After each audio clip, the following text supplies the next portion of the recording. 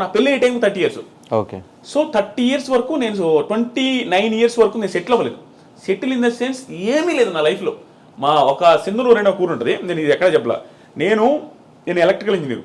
కొన్ని నేను చెప్పలేను, మరీ ఓవర్ డ్రామాటిక్గా ఉంటుంది నా లైఫ్ స్టోరీని. కొన్ని చెప్పను, ఈరోజు కొన్ని చెప్పలేను. కానీ ఎందుకు చెప్పాలి అంటే, ఆడియన్స్లో మీరు రివ్యూ స్టార్ట్ చేసిన తర్వాత మిమ్మల్ని చూసి ఓకే ఇలా కూడా సంపాదించేసి డబ్బులు అని చెప్పి యూట్యూబ్లో చాలామంది రివ్యూ స్టార్ట్ చేసిన వాళ్ళు ఉన్నారు, వాళ్ళు సక్సెస్ అయ్యి వాళ్ళ లిమిట్లో వాళ్ళు సంపాదించుకుంటున్న వాళ్ళు కూడా ఉన్నారు. కాబట్టి ఇలాంటి స్టోరీస్ అని వింటే అందరికీ ఇన్స్పిరేషన్గా ఉంటుంది కాబట్టి అడుగుతున్నా క్వశ్చన్.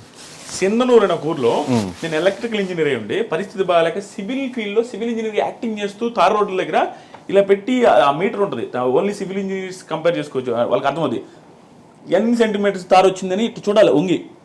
అది చేసేవాడు నేను. మొత్తం నల్లగా అయిపోయి తార్ రోడ్డు ఇక్కడ 13,000 14,000 ఇచ్చేవాళ్ళు.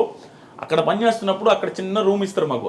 ఆ రూమ్లో ఉన్నప్పుడు మా నాన్న ఒకరోజు కాల్ చేసిండు, బాధపడతా. అప్పుడు పొజిషన్ చాలా బ్యాడ్గా ఉండేది అనమాట.